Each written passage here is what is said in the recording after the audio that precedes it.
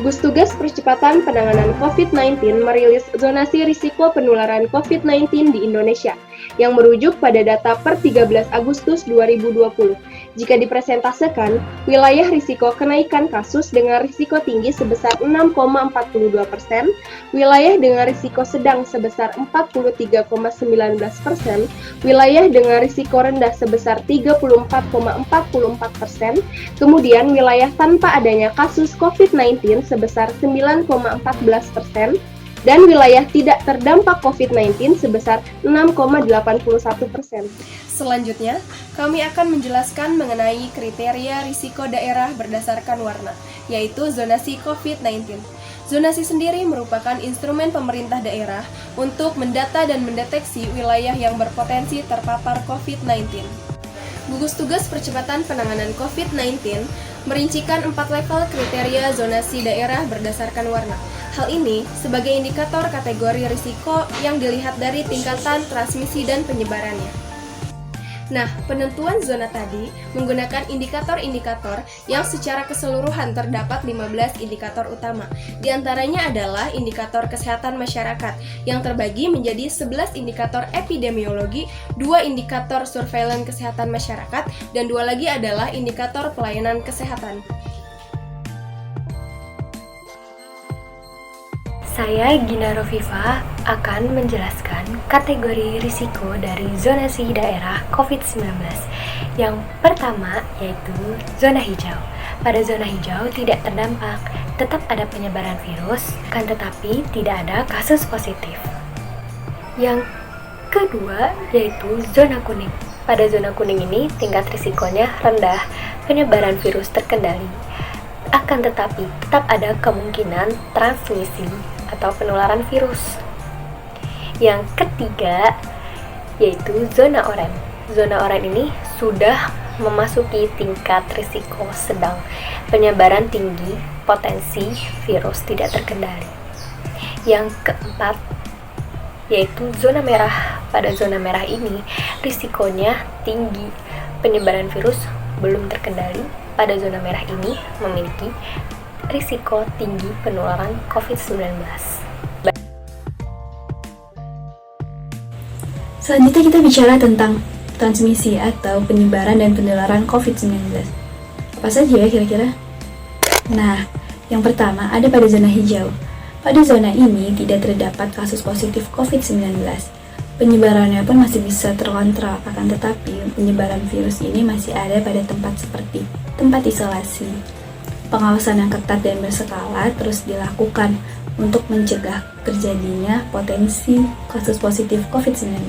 Yang kedua, ada pada zona kuning. Nah, di zona ini terdapat kasus positif COVID-19.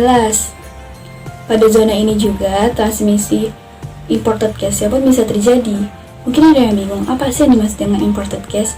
Imported case merupakan gambaran khusus terkait COVID-19 yang sudah terkonfirmasi positif, termasuk juga dengan laporan-laporannya.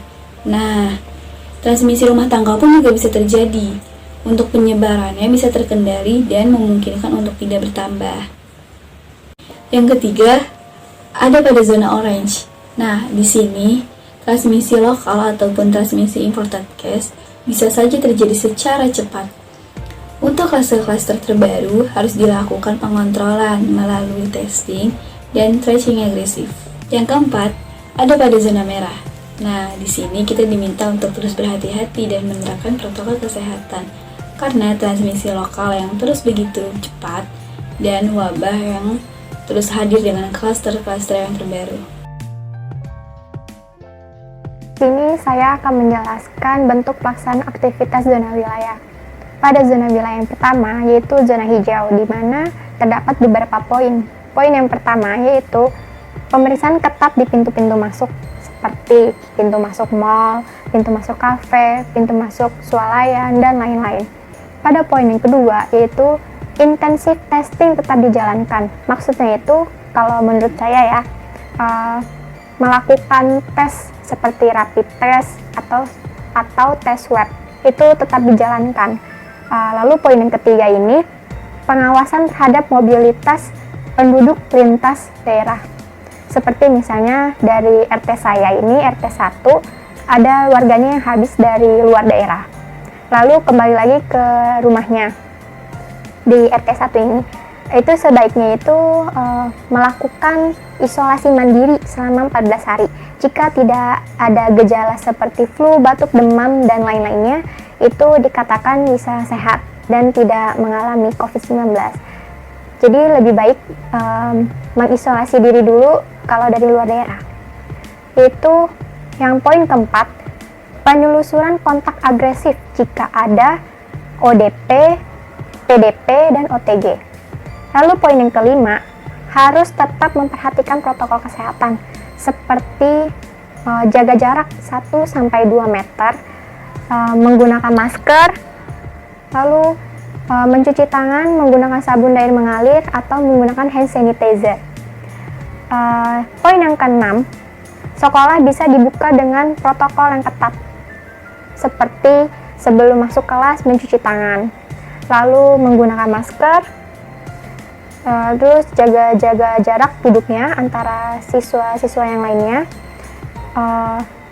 Saat jam istirahat juga lebih baik membawa bekal dari rumah dan minum sendiri dari rumah, dan tidak jajan di luar sekolah. Poin yang ketujuh, perjalanan diperbolehkan dengan menerapkan protokol kesehatan, ya seperti menggunakan masker ya. Lalu poin yang selanjutnya itu, aktivitas bisnis dibuka normal dengan menerapkan protokol kesehatan, yaitu adanya pembatasan antara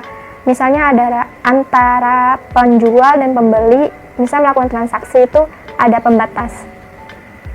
Terus juga adanya jaga jarak antar pegawai saat jam istirahat, misalnya lagi jam istirahat itu tidak mengerubung. Jangan semisalnya itu kita sama-sama pegawai di toko itu tidak menerapkan protokol kesehatan seperti menjaga jarak gitu. Kayak semisalnya kita sama-sama satu toko, jadi nggak usah jaga jarak, jadi berumung aja gitu. Seharusnya jangan, lebih baik kita jaga jarak gitu, karena nggak ada yang tahu gitu sakitnya itu gimana. Maksudnya gejala COVID itu nggak ada yang tahu. Terus poin selanjutnya itu kegiatan keagamaan dibuka. Kayak misalnya sholat Jumatan sudah dibuka lagi, tapi dibatasi kan. Khutbahnya itu tidak terlalu lama. Lalu pada zona yang kedua itu zona kuning, di mana poin-poinnya yaitu masyarakat bisa beraktivitas di luar rumah dengan protokol kesehatan, yaitu menggunakan masker, terus jaga jarak 1-2 meter gitu. Lalu poin yang kedua ini, penelusuran kontak agresif pada kasus positif ODP dan OTG, yaitu untuk mencegah terjadinya penularan ya. Lalu poin yang ketiga ini, tetap jaga jarak di dalam dan di luar ruangan. Salah satunya transportasi publik. Transportasi publik ini diwajibkan ya menggunakan lengan panjang bagi laki-laki maupun perempuan. Itu juga menggunakan masker. Juga sesering mungkin mencuci tangan atau menggunakan hand sanitizer kalau tidak ada air. Poin yang kelima, yaitu industri bisa dibuka dengan protokol kesehatan yang ketat. Industrinya ini misalnya wajib ya pegawainya menggunakan masker, terus jaga jarak. Lalu saat jam istirahat juga dijaga jarak saat makan siang. Terus poin yang berikutnya itu, perjalanan dengan protokol kesehatan ketat diperbolehkan. Poin yang berikutnya itu, aktivitas bisnis bisa dibuka dengan penerapan protokol kesehatan. Lalu poin yang berikutnya itu, tetap olahraga dapat dibuka dengan protokol kesehatan. Tempat olahraganya ini misalnya wajib ya menggunakan masker. Terus juga kalau misalnya ada yang mau masuk ke tempat olahraga ini, yang misalnya yang tadinya jumlah pengunjungnya itu yang masuk 100 orang, dikurangin jadi 50, setengahnya lah ya dari yang biasanya itu gitu. Terus kalau yang berikutnya ini, poin berikutnya itu, kelompok rentan tetap disarankan di rumah. Kelompok rentannya ini, yang termasuk rentannya itu anak-anak, dari balita, anak-anak, dan lansia. Poin yang berikutnya itu kegiatan keagamaan terbatas bisa dilakukan.